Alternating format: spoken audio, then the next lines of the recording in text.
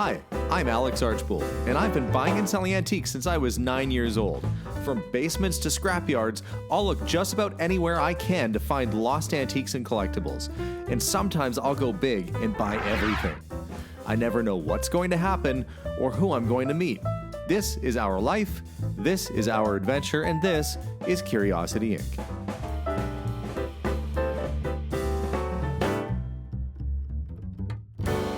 Hey guys, and welcome back to today's episode. Well, last time we ended off with me taking more stuff out of the trailer and we found all kinds of cool stuff. But what I'm discovering here is kind of like the history of video games and the history of early computers.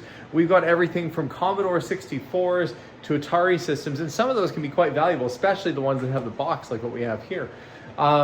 Problem is, there's a ton of boxes back there, marked computers, video games, etc. So I can't really load this stuff out to the auction sale yet because I don't know if it's got all its pieces or everything's missing or what's going on. So I'm going to try my best to get the things that I do know are complete, like the Matchbox sets and the Hot Wheels train set and all that, and get those in the truck, and I can continue on with the video games. But so far, the last few boxes have been a big surprise with all kinds of early stuff. This should be a fun episode. Stay tuned as I do some more digging and exploration and see what the heck I bought. Let's go. Okay, got some of the stuff inventoried and ready to go, like these small little tin boats that operate on these little tiny candles. You put them in the water and off they go. There's a lot of 3 of those that are brand new still. Some RCMP toy cars, antique school bells. There's some neat stuff. And I took this out of the way. It's the transistor radio, which I swear sounds like it wants to work. It kind of looks like a wagon. Yeah, it's like probably a 60s sort of novelty thing. Maybe it's a spice rack actually. Whatever it is, it's different. And underneath it, though, was this. Okay, we've got the radio puzzle. Get the valves in the tubes. That's kind of unique. That's quite an old game, actually. You look at the age of that radio. So the idea is get these little, kind of like, they're like, I don't know if you guys ever had Bean Boozled, but they're like weighted little beans, and you have to try and get it inside of the tube spot. That's take me a while. There's other puzzles in here too. Actually, there's a whole box full of them. And these look like they all date to probably like the 1920s, I would say. They're quite old. So there's a whole box of these puzzle games, which is cool. Cabbage Patch radio. And look, they still have the Cabbage Patch headphones. So you could walk around as a little kid or as an adult, who am I to judge, and be rocking your vintage 80s Cabbage Patch radio. But under that, of course, we've got another Cabbage Patch radio and another Cabbage Patch radio. Who knew they made so many Cabbage Patch radios? I didn't know. And yet even more. But underneath it was a box full of these nice early transistor radios. They're just so cute and so cool. So I might have to see, these likely will take a 9-volt battery, but we'll see if we can get some of these up and running. My dad used to collect transistor radios, and I've always thought they were cool. A lot of times underneath they usually come in these brown leather cases, but the color of the plastic underneath is quite attractive, and they look much better without the case. Hang on, I'll show you. Take this one out. There we go. So that's what this looked like when it came out of the case. A little bit of a push on that screen there, but nothing too bad. Really nice little assortment, to be honest with you. It's a good collection of transistor radios. Pretty pleased with this. Okay, I managed to clear some stuff off of the tables to make a little bit of room so I can spread out these computers, because, you know, you got to get things all put together so you have all the right parts. This, however, ended up being something kind of neat. It's an early Apple computer. In fact, it's an Apple II GS. But what's neat about this one is that it's a limited edition that is signed by Wozniak himself. So there's his signature and pen right on the front. They did that for sort of a limited number of these. And it does look like it has its original keyboard and accessories that need to go with it. There's no monitor though, but that is a cool autograph piece. So when I'm cleaning this, I want to make sure that I don't accidentally wipe that off, because that would really suck. In some of the boxes, there were some books, and I got those sort of separated. There was music books and stuff, but this one kind of stood out. It's the People's Medical Advisor. It's from the 1800s. In fact, it says right there, 1895. And so it talks about, you know, hygiene and taking care of yourself and things you might run into. But what I thought was interesting is at the back, they have actual people's pictures and then the problem that they had. So who the doctor was, and there's Mrs. McGill, and, you know, they talk about she had lung disease and spitting of blood. And so they actually have patients with their first and last names and what their ailment was in here. This is like weird genealogy. You could look up and see if one of your relatives had some kind of issue that ended up in this book. But, you know, Hoffman, Berryman, Mr. Gray, Esquire, and what their problems were. I've not seen that in a book like this, and it has some good illustrations, but I've never seen like this who's who of weird medical diagnosis with their pictures in there. What happened to doctor confidentiality? So that was kind of neat. And then we've got these old Western books that were at the bottom of a box. And the graphics on these, the artwork is real cool. Unfortunately, they're in terrible condition. But that art, oh, it's just so neat. It reminds me of the big comic book collection I picked up a while ago. It was all Western stuff. On a side note, these little puzzles I showed earlier, I realized they're from Abercrombie and Fitch and Company, New York. So there's a whole set of those. And Steven Tyler branching out. I see. I assume it's a different Steven Tyler. ESP and Psychic Power. How to Make It Work for a Better Life. Or maybe that is Steven Tyler, and then he joined his band afterwards. But anyway, if you want to learn how to, you know, levitate stuff or use your psychic powers, maybe this is the book for you. I wonder if it can help me to load all this stuff back in the truck. I've come inside my house now to do a little bit of troubleshooting. I have this giant box of games. In fact, there's several boxes like this out there of these old handheld games. And I've got myself equipped with a 9-volt battery, and we're gonna check and see which ones work. Well, I jumped the gun. I guess not all of these run on 9-volt. To say, this one had its original little packaging. It's got the instructions, as did the basketball. This one worked. I have no idea if this one's gonna go just yet, but we'll get these batteries in here. We'll flip it over and we'll test it out. Good thing I have a good assortment of batteries on standby just for this exact occasion. Let's see if it does anything here. Oh. Yep, the lights are going. And surprisingly, oh, there, I got intercepted already. You're the little flashing one. Well, actually, it's all strobing because of the video image here, but that's you. And you can pass and kick and run. And unfortunately, I already messed it up. These are reset itself. Oh, I better move. These guys are coming for me. Well, it seems to be working. As much fun as these are, I mean, these are basically a part of electronic history. So there's lots of collectors, especially when they have the box like this. So we'll continue going through and see which others we have that work and function.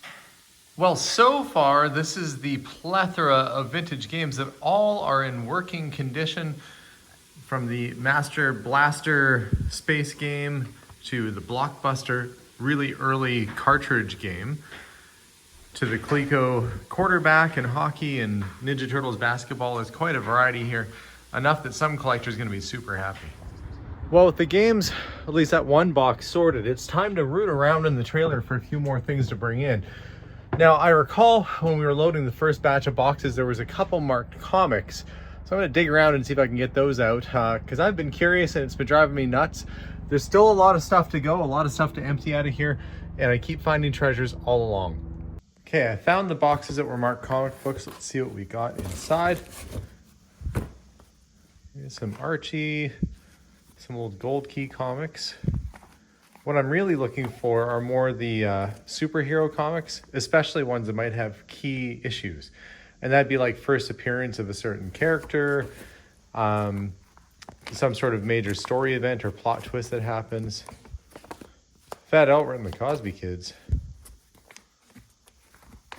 Boris Karloff. It seems like it's probably a mix of, yeah, Richie Rich, Jughead. Some of these are quite old, 12 cents. Getting back into the 60s. Girls Love Comics, Outlaws. Nick Fury, Agent of S.H.I.E.L.D., 12 cents. That's an older one. Same with the Strange Tales. Human Torch. This is this kind of stuff I'm looking for. The early superhero comics. So we'll set those aside. That was a really great period of time for comic books because they were just doing a lot of character development at that time. Okay, I'm going to have to go through these one by one and see what I have, but it looks like this box is, I thought it would just be Archie and stuff, but it looks like it might actually have some superhero stuff mixed in here too, so let's hope we find something good. All right, after digging through the first box, I did find some older comics like this Thor, number 135, 12 cent. And we've got some early Batman as well. It's a good cover. I don't know if that's the very first appearance of the Eraser. Such an odd villain. And some early Superman. In with the newer stuff, though, I found this. Another copy. This is the very first appearance of Venom, which is a very popular Spider-Man character, who's had his own stretch of movies as well. And this looks like it's been bagged up almost since new. Don't know if it'll be worth sending in to get graded or not, because I can see that there's like, you know, it's been read. There's a couple little crinkles on it, but that's potentially a very good book as well. So I'm going to take these older books in to research and see if maybe I found some kind of treasure in here. But there are literally hundreds and hundreds and hundreds of comics in all these boxes, and some of them do go back to the 60s, so that's good news for me. Well, there were some interesting comics in there, and I'll sort through those a little bit later on too, which is great because that'll equal a large number of things I can sell individually and in little bundles, so that's perfect. In the meantime, though, I've got to start sorting some of the boxes that are in here and getting them back out to the truck because they're taking up a lot of space. I'm going to start putting some groups together like the Cabbage Patch radios and the Cabbage Patch stereo. We'll put this all together as one group for somebody who's a Cabbage Patch fan. Let's see if I get all the rest of that there. So that'll be one little grouping. The games I've got to go through and make sure that they're actually in there in the boxes. But in the meantime, I've been sorting through and getting ready some of these old video game systems like the 1970s Ricochet set or Odyssey 400 or the Logic's electronic computer from 72. I've even got a Atari disk drive, a floppy disk drive, that will go with the 65XE computer, which is also in the box. And then an Atari 2600, 7800, gosh, every kind of early, historically cool video game system is here. And most of them with the boxes. And the ones that don't have the box, like this Telstar Ranger, well, it's complete. It even has the little pistol. This is one of the very first shooting gallery sort of games that was interactive with your TV. So pretty cool. You've got, you can play handball, hockey, tennis, skeet or target shooting, and you've got beginner, intermediate, and pro. Probably a lot of fun. I don't know how accurate it is, but I imagine that would be pretty cutting edge stuff for back in the day. So lots of great fun stuff. I'm gonna have to get my truck backed up here again and start getting this put together. Even the optional sets, like the ColecoVision rollerball controller with the original box, and I checked, it does even have the Slither game with it as well. It's all complete. And do I have a ColecoVision to go with it? Yeah, I do. I've got I've got ColecoVisions in, I guess I've already got them sorted in the boxes there. But I've also got Commodore 64s, like just tons and tons of early video game stuff. And it's so hard to find it with the box, and I've got them all over the place here. This should be a pretty interesting sale, especially if the right people get on board and find it that are into video game collectibles. Going through the boxes, and I thought this was going to be more computer stuff, and it turns out somebody might have been a bit of a Trekkie at one point, because we've got the Starship Enterprise from the Next Generation Starship Enterprise. We've got Riker with his patented beard. I don't think it's patented, but you know what I mean. We've got some vintage-looking model kits. Ferengi Marauder. And we've got the Klingon Battle Cruiser. And there's the USS Enterprise. And are they in here is the question. Or are they built or unbuilt? Let's get this one out and have a look. Well, it looks like it's all there. I don't know if that's partly assembled or if that's how it came, but either way, it's kind of cool. Lots of Star Trek fans out there. Get that packed up and out the door. Oh boy, I opened up a couple of the boxes here and I found not one Atari 2600 video game system where you could play the original Pac-Man and Donkey Kong and all that kind of stuff. Not one of those, but 2, 3, 4, 5, 6, and then the newer, or the slimmer style, 7, 8, 9 Atari 2600 game system. So I'm just making sure that I've got all the controllers. For whatever reason, you put the controllers in a different box and you put the power cords in a different box. So I'm just grouping things back together, trying to make as many complete systems as I can. And of course, we've got just piles of games. Like we got boxes and boxes and boxes full of games, which we'll figure out how to sell those separate. But what a score. You know, it's very rare now that you actually find one of these things when you're out hunting around, let alone to find, you know, a dozen or so. It's absolutely insane the amount of vintage video game and computer stuff that's here, but it's fun to go through. Bring back a lot of memories. All right, well, I've been going through the video games and getting them put together in bundles of 5. I'll go through the auction just like that. Also found some Diecast cars, 57 Corvette, some Meccano sets that were still sealed in the plastic. And oddly, some other little things like this. I've never seen this before. Here, let me find one that's a little better. These are promotional Sony watches. It says right on it, not for sale, but to celebrate Sony Corporation's Golden Jubilee, 50th anniversary, a commemorative watch will be given away for free with your purchase of this floppy disk pack. So definitely a little bit more dated because you're getting this with floppy disk, but how cool is that? Sony watches. And it looks like we've got every color that they came out with. So pretty neat little find there. In these boxes, it was Coca-Cola rollerball pens in a collector's tin. So really neat. Look, the clip on there is a Coca-Cola bottle. Nice graphics on these, and they're all different. So some interesting little finds that aren't video games.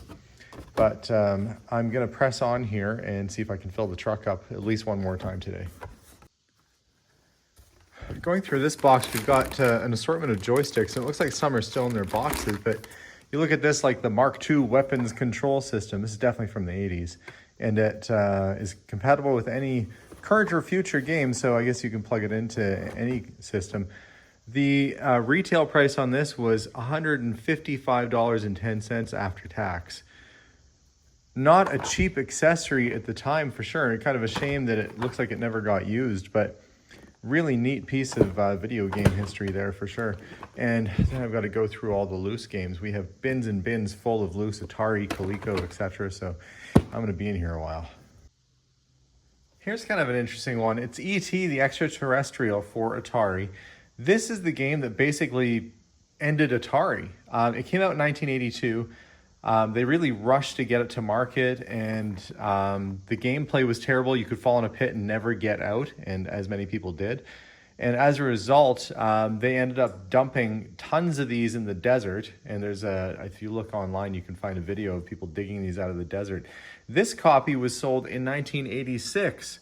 So obviously some old stock that was sitting around was sold at a discount at $6.97. That would have been very inexpensive at that time for this game. But it is kind of a piece of video game history because it's a cautionary tale that, you know, if you rush too much to get it out for the Christmas buying season, you could potentially ruin your whole company. And that's what happened with this ET game. That's kind of a neat little one, that is. A little more discovery as I've been filling up the truck over and over and over again and still finding surprises like this. This box is full of new in the package 1980s airplanes, cars. It's all going way back, but it's all here. Color changing jet. Let's see, what year is this from? 1988. Yeah, that's about right. So finding lots of neat things, and at the bottom I can see there's even more. In fact, those look like perhaps old Matchbox toys down here. Let's see. Yeah, there we go. Even some of the vintage Matchbox toys that came out within '93 still in the package there. So great fodder for the sale. I've separated out some things I'm going to go through later and look at in a little bit more detail, like this box of toy cars. And the reason I'm doing that is that certain cars can be more valuable than others, of course, and condition plays a big role. Oh, that looks like that's the Kojak Buick. He's missing his little beacon. And you might overlook things like this little truck, but it actually is a steering rig, and you have a little steering wheel in the back, and there's like 3 or 4 of those there. So I want to make sure that I'm going through this stuff carefully. Other things are kind of random, like there's a bunch of brand new golf balls, which I think these kind of get expensive. So I'll put them out, you know, maybe like a bundle of 4 or something and sell them that way.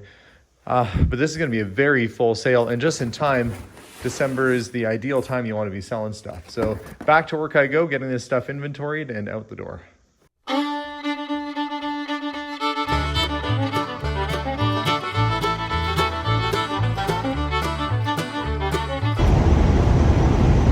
Well, this morning I am taking what will be my last load of stuff, or nearly my last load of stuff, over to the auction house.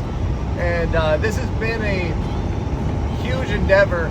It feels like I've emptied an entire house out. I feel exhausted from this, but there's been so much good stuff. I'll show you once we get to the auction. It's piling up in there pretty good. Oh my gosh, I knew it was going to be a lot of stuff, but this is practically a whole store. You've got like the history of handheld video games. You've got rare Hot Wheels sets, Atari sets in the original boxes, Commodores. This is like Computer Central over here with the video game systems. Look at this, everything with its boxes. And then you got stacks of games, which we're putting out just by bundles of 5. There is so much stuff here that I think this is one of the bigger assortments of good sellable stuff that I've had out of one place in a while. We've got lots of old comic books, Lego, the old Ninja Turtles toys, and the toy cars. This is going to be quite the sale. And then of course there's the whole collection of radios. But yeah, this was a lot of work getting this stuff already. Now the next step is for the auction to start processing everything, which is going to take them quite a bit of time too. But I've basically got like a early 1980s video game store here, complete with all the joysticks and the accessories and everything you could have ever wanted for any system, from Atari, Intellivision, Coleco, VIC-20, even early PC games, you know, and some of them are still sealed. This is going to be, I think, a really interesting sale to watch. And you've got all the slot car sets on this side, board games. Whew, what a bunch of stuff. So that's it for me, guys. I hope you enjoyed this series. I guess we'll see. We'll do an update video when the auction happens and show you how all this stuff went. It's going to be a long climb uphill for me to get my investment back on this. I don't even want to say what I paid for everything, because it was a fair bit, but it was also a trailer full of stuff. So there's definitely quantity, there's definitely quality, and it should be a good sale. But guys, I hope you enjoyed watching me dig through this all over the last few episodes. As for me, I'm gonna go feed my kid because Steven's helping me today, and I think put my feet up for a little bit. You guys have a wonderful day. We'll see y'all soon. And check out the auction too, kauctions.ca. That's usually where we sell our stuff, and the sales are generally marked by being labeled as a curiosity sale. But I'm over, I'm out, and I'm on my way. So you guys have a wonderful day. We'll see y'all soon, and bye for now.